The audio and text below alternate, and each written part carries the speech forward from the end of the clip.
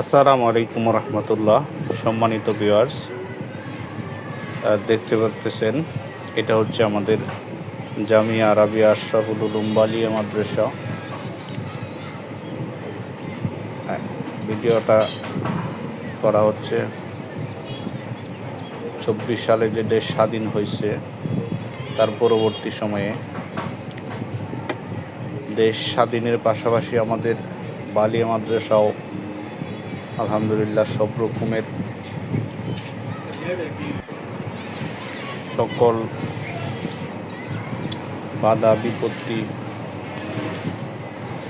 কত কিছুই না হইল এই বালিয়া মাদ্রাসার মোহতামিম নিয়ে সেই প্রথম থেকে দেখে আসছি।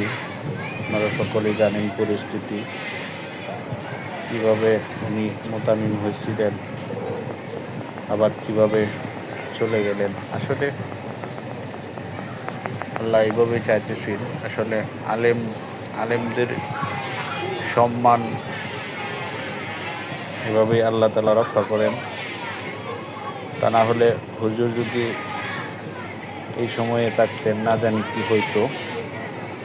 আল্লাহ যা করেন ভালোর জন্যই করেন। এখন বালিয়া মাদ্রাসার সার্বিক পরিস্থিতি খুব সুন্দর, সুশৃঙ্খল, বিন্দুমাত্র সন্দেহ নেই। খুব ভালোভাবেই চলছে এবং চলবে ইনশাল্লাহ। যতদিন বালিয়া থাকবে ততদিন চলবে। সকলে দোয়া করবেন। এতদিন অনেক জোরজাপটা গেছে, এই সময়টা কাটিয়ে উঠতে অনেক সময় লাগবে অবশ্যই।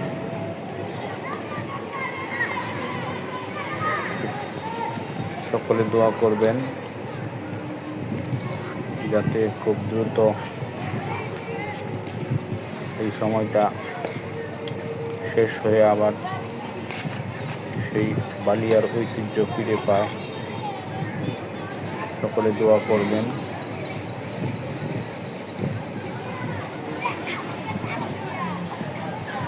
সবাই ভালো থাকবেন, সুস্থ থাকবেন।